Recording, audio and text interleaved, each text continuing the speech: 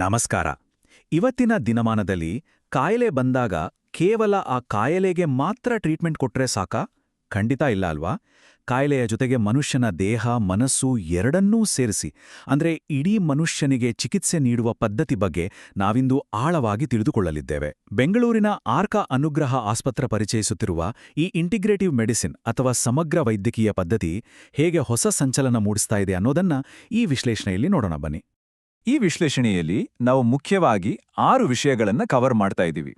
ಈ integrative medicine approach ಅಂದ್ರೆ ಏನು, ಗುಣಮುಖರಾಗುವ ಆ 4 ಹಂತದ ಪ್ರಕ್ರಿಯೆ, ಆಸ್ಪತ್ರೆಯ 3 ದಶಕಗಳ ನಂಬಿಕೆ, ಅವರ ಬಹುಶಿಸ್ತೀಯ ತಜ್ಞರ ತಂಡ, ಅಲ್ಲಿನ ಸುಧಾರಿತ ಸೌಲಭ್ಯಗಳು ಹಾಗೂ ಕೊನೆಯದಾಗಿ ನಿಜ ಜೀವನದಲ್ಲಿ ಗುಣಮುಖರಾದವರ ಕೆಲವು ಕಥೆಗಳನ್ನು ನೋಡಲಿದ್ದೇವೆ. ಮೊದಲನೇ ವಿಭಾಗ ದಿ ಇಂಟಿಗ್ರೇಟಿವ್ ಮೆಡಿಸಿನ್ ಅಪ್ರೋಚ್. ಸಂಪೂರ್ಣ ವ್ಯಕ್ತಿಯ ಆರೋಗ್ಯ ರಕ್ಷಣೆಯನ್ನ ಇದು ಹೇಗೆ ಮರುವ್ಯಾಖ್ಯಾನ ಮಾಡ್ತಾ ಇದೆ ಅಂತ ನೋಡೋಣ. ಈಗ ನಮ್ಮೆಲ್ಲರ ಮನಸ್ಸಲ್ಲಿ ಬರುವ ಮೊದಲ ಪ್ರಶ್ನೆ, ಈ ಇಂಟಿಗ್ರೇಟಿವ್ ಮೆಡಿಸಿನ್ ಅಂದ್ರೆ ನಿಖರವಾಗಿ ಏನು? ಬರೀ ರೋಗದ ಲಕ್ಷಣಗಳಿಗೆ ಮಾತ್ರ ಔಷಧಿ ಕೊಟ್ರೆ ಸಾಲದು ಅನ್ನೋದು ಈಗ ವೈದ್ಯಕೀಯ ಜಗತ್ತಿಗೂ ಅರ್ಥ ಆಗ್ತಾ ಇದೆ. ಆದ್ರೂ ಇದರ ಬಗ್ಗೆ ಸ್ಪಷ್ಟವಾದ ಮಾಹಿತಿ ಬಹಳಷ್ಟು ಜನರಿಗೆ ಇರೋದಿಲ್ಲ. ಸರಳವಾಗಿ ಹೇಳಬೇಕು ಅಂದ್ರೆ ಇಂಟಿಗ್ರೇಟಿವ್ ಮೆಡಿಸಿನ್ ಕೇವಲ ಕಾಯಿಲೆಗೆ ಮಾತ್ರ ಸೀಮಿತವಾಗಿಲ್ಲ. ಸಾಂಪ್ರದಾಯಿಕ ವೈದ್ಯಕೀಯ ಆರೈಕೆಯ ಜೊತೆಗೆ ವ್ಯಕ್ತಿಯ ದೇಹ, ಮನಸ್ಸು ಮತ್ತು ಜೀವನ ಶೈಲಿ ಇವೆಲ್ಲವನ್ನು ಒಟ್ಟಾರೆಯಾಗಿ ಪರಿಗಣಿಸಿ ಚಿಕಿತ್ಸೆ ನೀಡುವ ಒಂದು ಅದ್ಭುತ ವಿಧಾನ ಇದು. ಇಲ್ಲಿ ಗಮನಿಸಬೇಕಾದ ಮುಖ್ಯ ಅಂಶ ಅಂದ್ರೆ ಇದು ಸಾಂಪ್ರದಾಯಿಕ ವೈದ್ಯಕೀಯಕ್ಕೆ ಪರ್ಯಾಯ ಅಲ್ಲವೇ ಅಲ್ಲ, ಬದಲಾಗಿ ಗುಣಪಡಿಸುವ ಪ್ರಯಾಣವನ್ನ ಇನ್ನಷ್ಟು ಸುರಕ್ಷಿತವಾಗಿ ಮಾಡುವ ಒಂದು ಅತ್ಯುತ್ತಮ ಜೊತೆಗಾರ ಅಂತಾನೆ ಹೇಳ್ಬೋದು. ಸಾಂಪ್ರದಾಯಿಕ ವಿಧಾನದಲ್ಲಿ ಹೆಚ್ಚಾಗಿ ರೋಗ ಲಕ್ಷಣಗಳನ್ನ ಅಂದ್ರೆ ಕೇವಲ ಸಿಂಪ್ಟಮ್ಸ್ ಕಂಟ್ರೋಲ್ ಮಾಡೋದ್ರ ಕಡೆ ಗಮನ ಹರಿಸಲಾಗತ್ತೆ. ಆದ್ರೆ ಈ ಸಮಗ್ರ ವಿಧಾನ ಇದೆಯಲ್ಲ, ಇದು ಆಧುನಿಕ ಔಷಧಿಯ ಜೊತೆಗೆ ಪೋಷಕಾಂಶ ಹಾಗೂ ಒತ್ತಡ ನಿರ್ವಹಣೆಯಂತಹ ಬೆಂಬಲಿತ ಚಿಕಿತ್ಸೆಗಳನ್ನ ಸಂಯೋಜಿಸುತ್ತೆ. ಈ ಹೊಸ ಕಾಂಬಿನೇಷನ್ ನಿಜಕ್ಕೂ ದೀರ್ಘಕಾಲದ ಆರೋಗ್ಯಕ್ಕೆ ಒಂದು ಭದ್ರವಾದ ಬುನಾದಿ ಹಾಕ್ಕೊಡುತ್ತೆ.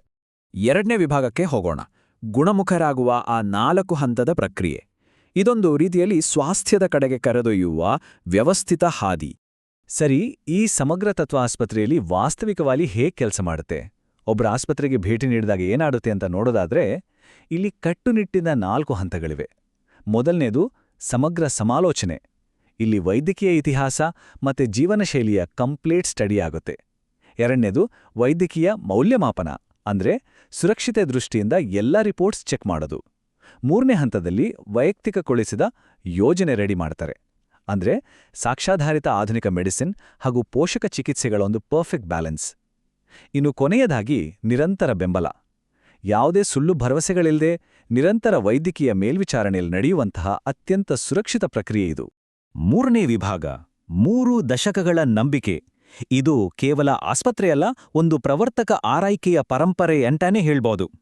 ಇಲ್ಲಿ 30 ಅನ್ನೋದು ಕೇವಲ ಒಂದು ನಂಬರ್ ಅಲ್ಲ. ರಾತ್ರೋರಾತ್ರಿ ಯಾರೂ ಕೂಡ ಜನರ ವಿಶ್ವಾಸ ಗಳಿಸಲು ಸಾಧ್ಯವಿಲ್ಲ ಅಲ್ವಾ? ಆರ್ಕಾ ಅನುಗ್ರಹ ಆಸ್ಪತ್ರೆಯ ಸಂಸ್ಥಾಪಕರು ಕಳೆದ 30ಕ್ಕೂ ಹೆಚ್ಚು ವರ್ಷಗಳಿಂದ ವೈದ್ಯಕೀಯ ಕ್ಷೇತ್ರದಲ್ಲಿ ಸೇವೆ ಸಲ್ಲಿಸ್ತಾ ಜನರಲ್ಲಿ ಗಳಿಸಿರುವ ಅಪಾರ ನಂಬಿಕೆ ಮತ್ತು ಪರಿಣತಿಯ ಸಂಕೇತ ಈ ಸಂಖ್ಯೆ. ಈ ಆಸ್ಪತ್ರೆಯ ರೂವಾರಿಗಳಾದ 2 ಪ್ರಮುಖ ಸಂಸ್ಥಾಪಕರ ವೈದ್ಯಕೀಯ ಸಾಧನೆಗಳನ್ನ ನಾವಿಲ್ಲಿ ಗಮನಿಸಲೇಬೇಕು. ಡಾಕ್ಟರ್ ರಮೇಶ್ ಮಕಾಮ್ ಅವರು ಗ್ಯಾಸ್ಟ್ರೋಇಂಟೆಸ್ಟೈನಲ್ ಮತ್ತು ತೂಕ ಇಳಿಸುವ ಅಂದ್ರೆ ಬಾರಿಯಾಟ್ರಿಕ್ ಶಸ್ತ್ರಚಿಕಿತ್ಸೆಯಲ್ಲಿ ಪರಿಣಿತರು. ಇವರು ಬರೋಬ್ಬರಿ 1600ಕ್ಕೂ ಹೆಚ್ಚು ಸರ್ಜನ್ಗಳಿಗೆ ತರಬೇತಿ ನೀಡಿದ್ದಾರೆ, ಹಾಗೆ 1000ಕ್ಕೂ ಹೆಚ್ಚು ಬಾರಿಯಾಟ್ರಿಕ್ ಪ್ರೊಸೀಜರ್ಸ್ ಮಾಡಿದ್ದಾರೆ. ಇನ್ನು ಡಾಕ್ಟರ್ ಸರಸ್ವತಿ ರಮೇಶ್ ಅವರ ಬಗ್ಗೆ ಹೇಳೋದಾದ್ರೆ ಅವರು ಲ್ಯಾಪ್ರೋಸ್ಕೋಪಿಕ್ ಗೈನಕಾಲಜಿ ಮತ್ತು ಸಮಗ್ರ ಸ್ವಾಸ್ಥ್ಯದಲ್ಲಿ ತಜ್ಞರು. 3000ಕ್ಕೂ ಹೆಚ್ಚು ಸರ್ಜರಿಗಳನ್ನು ಮಾಡಿರುವ ಇವರು ಯೋಗ ಮತ್ತು ತಡೆಗಟ್ಟುವ ಔಷಧಿಯನ್ನ ಬಲವಾಗಿ ಪ್ರತಿಪಾದಿಸ್ತಾರೆ. ಇದು ಅವರ ಸಾಕ್ಷ್ಯಾಧಾರಿತ ವೈದ್ಯಕೀಯ ಅಡಿಪಾಯ ಎಷ್ಟು ಗಟ್ಟಿಯಾಗಿದೆ ಅನ್ನೋದನ್ನ ತೋರಿಸುತ್ತೆ. 4ನೇ ವಿಭಾಗ ಬಹುಶಿಸ್ತೀಯ ತಜ್ಞರ ತಂಡ. ವೈದ್ಯಕೀಯದ 2 ಜಗತ್ತುಗಳನ್ನು ಬೆಸೆಯುವ ಅದ್ಭುತ ಪ್ರಯತ್ನ ಇದು. ಕೇವಲ ಒಬ್ಬಿಬ್ರು ವೈದ್ಯರಿಂದ ಈ ಇಂಟಿಗ್ರೇಟೆಡ್ ವಿಧಾನ ಯಶಸ್ವಿಯಾಗಲು ಖಂಡಿತ ಸಾಧ್ಯವಿಲ್ಲ. ಇದಕ್ಕಾಗಿ ಒಂದು ದೊಡ್ಡ ತಜ್ಞರ ತಂಡವೇ ಒಟ್ಟಾಗಿ ಕೆಲಸ ಮಾಡುತ್ತೆ. ಒಂದು ಕಡೆ ಸಾಂಪ್ರದಾಯಿಕ ವೈದ್ಯರಾದ ಕಾರ್ಡಿಯಾಲಜಿಸ್ಟ್, ನ್ಯೂರೋಸರ್ಜನ್ ಮತ್ತು ಆರ್ಥೋಪೆಡಿಕ್ ಸರ್ಜನ್ ಇದ್ದಾರೆ. ಇನ್ನೊಂದು ಕಡೆ ಫಂಕ್ಷನಲ್ ಮೆಡಿಸಿನ್ ತಜ್ಞರು, ಅಂದ್ರೆ ಕಾಯಿಲೆಯ ಮೂಲ ಕಾರಣ ಹುಡುಕುವವರು. ಜೊತೆಗೆ ಎಮೋಷನಲ್ ವೆಲ್ನೆಸ್ ಕೋಚ್ ಮತ್ತು ಇಂಟಿಗ್ರೇಟಿವ್ ಸೈಕಿಯಾಟ್ರಿಸ್ಟ್ ಇರ್ತಾರೆ. ಯೋಚನೆ ಮಾಡಿ, ಸಾಂಪ್ರದಾಯಿಕ ವೈದ್ಯರು ಹಾಗೂ ಸಮಗ್ರ ಆರೋಗ್ಯ ತಜ್ಞರು ಹೀಗೆ ಜೊತೆಯಾಗಿ ಕೆಲಸ ಮಾಡೋದು ನಿಜಕ್ಕೂ ವೈದ್ಯಕೀಯ ಲೋಕದಲ್ಲಿ ಒಂದು ಸುಂದರವಾದ ಸೇತುವೆಯನ್ನೇ ನಿರ್ಮಿಸುತ್ತೆ.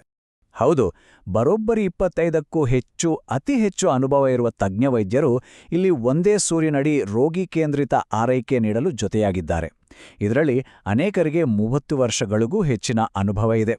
ಸುಸ್ಥಿರ ಆರೋಗ್ಯಕ್ಕಾಗಿ ಇಷ್ಟೊಂದು ತಜ್ಞರು ಒಟ್ಟಾಗಿ ಶ್ರಮಿಸ್ತಾ ಇರೋದು ನಿಜಕ್ಕೂ ಒಂದು ದೊಡ್ಡ ಗೇಮ್ ಚೇಂಜರ್ ಅಂತ ಹೇಳಬಹುದು. 5ನೇ ವಿಭಾಗ ಸುಧಾರಿತ ಆರೋಗ್ಯ ಸೌಲಭ್ಯಗಳು. ಕೇವಲ ತಜ್ಞರಿದ್ರೆ ಸಾಲ್ದು, ಸುರಕ್ಷಿತವಾದ ಹಾಗೂ ಅತ್ಯಾಧುನಿಕ ಮೂಲಸೌಕರ್ಯ ಕೂಡ ಅಷ್ಟೇ ಮುಖ್ಯ. ಈ ಎಲ್ಲಾ ಚಿಕಿತ್ಸೆಗಳು ಅತ್ಯಂತ ಉನ್ನತ ಮಟ್ಟದ ಕ್ಲಿನಿಕಲ್ ಮಾನದಂಡಗಳಿರುವ ವಾತಾವರಣದಲ್ಲಿ ನಡೆಯುತ್ತವೆ. ಯಾವುದೇ ಕ್ಷಣದಲ್ಲೂ ರೋಗಿಗಳು ಸೇಫ್ ಆಗಿರಬೇಕು ಅನ್ನೋ ಕಾರಣಕ್ಕೆ ಆಸ್ಪತ್ರೆಯಲ್ಲಿ 24/7 ಸುಧಾರಿತ critical care monitoring, fully equipped ICU, high end modular operation ಥಿಯೇಟರ್ಗಳು ಹಾಗೆ ಎಮರ್ಜೆನ್ಸಿಗೆ ಸಂಪೂರ್ಣ ಸುಸಜ್ಜಿತ ಆಂಬ್ಯುಲೆನ್ಸ್ ವ್ಯವಸ್ಥೆ ಇದೆ. ಇದರಿಂದ ಭದ್ರತೆಯ ಬಗ್ಗೆ ಯಾವುದೇ ರಾಜಿ ಇಲ್ಲ ಅನ್ನೋದು ಸ್ಪಷ್ಟವಾಗುತ್ತೆ. ಇನ್ನು 6ನೇ ಮತ್ತು ಕೊನೆ ವಿಭಾಗ ಗುಣಮುಖರಾದವರ ನೈಜ ಕಥೆಗಳು. ಯಾಕಂದ್ರೆ ಅಂತಿಮವಾಗಿ ರಿಸಲ್ಟ್ಸ್ ಮಾತಾಡಬೇಕು ಅಲ್ವಾ? ಯಾವುದೇ ಸಿಸ್ಟಮ್ ಎಷ್ಟೇ ಚೆನ್ನಾಗಿದ್ರೂ ಅದು ರೋಗಿಗಳ ಮೇಲೆ ವಾಸ್ತವವಾಗಿ ಹೇಗೆ ಪ್ರಭಾವ ಬೀರಿದೆ ಅನ್ನೋದೇ ಅಂತಿಮ ಪುರಾವೆ. ಇಲ್ಲಿ ತನುಶ್ರೀ ಮತ್ತು ಅಶೋಕ ಮಿತ್ರ ಅವರ ಕಥೆಗಳನ್ನೇ ಗಮನಿಸಿ. ಆಸಿಡ್ ರಿಫ್ಲಕ್ಸ್ ಹಾಗೂ ಕರುಳಿನ ಕಿರಿಕಿರಿ ಅಂದರೆ IBSನಂತಹ ದೀರ್ಘಕಾಲದ ಕಾಂಪ್ಲೆಕ್ಸ್ ಆದ ಸಮಸ್ಯೆಗಳಿಂದ ಇವರು ಬಳಲ್ತಿದ್ರು. ಆದರೆ ಕಾಯಿಲೆಯ ಮೂಲ ಕಾರಣವನ್ನೇ ಶೋಧಿಸಿ ಚಿಕಿತ್ಸೆ ನೀಡುವ ಈ ಸಮಗ್ರ ವಿಧಾನದಿಂದಾಗಿ ಅವರು ಸಂಪೂರ್ಣವಾಗಿ ಚೇತರಿಸಿಕೊಂಡ್ರು. ಇದು ಈ ಪದ್ಧತಿಯ ಅಸಲಿ ಶಕ್ತಿಯನ್ನ ಎತ್ತಿ ತೋರಿಸುತ್ತೆ. ಇನ್ನು ಆಶು ಅನ್ನೋರ ಅನುಭವ ಕೇಳ್ರೆ ನಿಜಕ್ಕೂ ಖುಷಿಯಾಗುತ್ತೆ. ನಾವು ಆರ್ಕಾ ಅನುಗ್ರಹ ಆಸ್ಪತ್ರೆಯ ಸೇವೆಗಳು ಮತ್ತು ಸೌಲಭ್ಯಗಳಿಂದ ಅತ್ಯಂತ ಸಂತೋಷವಾಗಿದ್ದೇವೆ. ಎಲ್ಲ ಸಿಬ್ಬಂದಿಗಳು ತುಂಬಾ ಸಪೋರ್ಟಿವ್ ಆಗಿದ್ದಾರೆ ಅಂತ ಅವರು ಹೇಳ್ತಾರೆ. ಚಿಕಿತ್ಸೆ ಟೈಮಲ್ಲಿ ಆಸ್ಪತ್ರೆಯ ಸಿಬ್ಬಂದಿ ತೋರುವ ಈ ಸಹಾನುಭೂತಿ ರೋಗಿ ಬೇಗ ಗುಣಮುಖರಾಗುವಲ್ಲಿ ಎಷ್ಟು ದೊಡ್ಡ ಪಾತ್ರ ವಹಿಸುತ್ತೆ ಅನ್ನೋದಕ್ಕೆ ಇದೇ ಸಾಕ್ಷಿ. ಅದೇ ರೀತಿ HN ರವಿಕುಮಾರ್ ಅವರ ಅನುಭವ ಕೂಡ ಗಮನಾರ್ಹವಾಗಿದೆ. ಅವರು ತಮ್ಮ ಲ್ಯಾಪ್ರೋಸ್ಕೋಪಿಕ್ ಹರ್ನಿಯಾ ಶಸ್ತ್ರಚಿಕಿತ್ಸೆ ಯಶಸ್ವಿಯಾಗಿದ್ದಕ್ಕೆ ಡಾ. ರಮೇಶ್ ಮೊಕಾಮ್ ಅವರ ಅದ್ಭುತ ಕೌಶಲ್ಯ ಹಾಗೂ ಕಾಳಜಿಯನ್ನ ಮನಸಾರೆ ಶ್ಲಾಘಿಸಿದ್ದಾರೆ. ಒಟ್ಟಾರೆಯಾಗಿ ಇದೊಂದು ಅತ್ಯುತ್ತಮ ಅನುಭವ ಅಂತ ಅವರು ಹೇಳಿರೋದು ಮೆಡಿಕಲ್ ಟೀಮ್ನ ಎಕ್ಸ್ಪರ್ಟೀಸ್ ಹಾಗೂ ದಕ್ಷತೆಯನ್ನ ಮತ್ತೊಮ್ಮೆ ಪ್ರೂವ್ ಮಾಡುತ್ತೆ. ಸರಿ, ಇಷ್ಟೆಲ್ಲ ನೋಡಿದ ಮೇಲೆ ಒಂದು ಪ್ರಮುಖವಾದ ಪ್ರಶ್ನೆಯೊಂದಿಗೆ ಈ ವಿಶ್ಲೇಷಣೆಯನ್ನ ಮುಗಿಸೋಣ. ಆಧುನಿಕ ಔಷಧ ಹಾಗೂ ಸಂಪೂರ್ಣ ವ್ಯಕ್ತಿಯ ಆರೈಕೆ ಈ ಸಂಯೋಜನೆ ಇದೆಯಲ್ಲ, ಇದೇ ಮುಂದೆ ಜಗತ್ತಿನ ಎಲ್ಲ ಆಸ್ಪತ್ರೆಗಳಿಗೂ ಹೊಸ ಸ್ಟ್ಯಾಂಡರ್ಡ್ ಆಗ್ಲಿದೆಯಾ? ಆರೋಗ್ಯವನ್ನ ಬರೀ ಕಾಯಿಲೆಯ ಚಿಕಿತ್ಸೆ ಅಂತ ನೋಡದೆ ಮನುಷ್ಯನ ಒಟ್ಟಾರೆ ಸ್ವಾಸ್ಥ್ಯ ಅಂತ ಪರಿಗಣಿಸುವ ಈ ಬ್ಯಾಲೆನ್ಸ್ಡ್ ಅಪ್ರೋಚ್ ಆಧುನಿಕ ಆರೋಗ್ಯ ರಕ್ಷಣೆಯ ಭವಿಷ್ಯ ಆಗಬಹುದೇ? ಖಂಡಿತ ನಾವೆಲ್ಲರೂ ಆಲೋಚಿಸಬೇಕಾದ ವಿಷಯ ಇದು.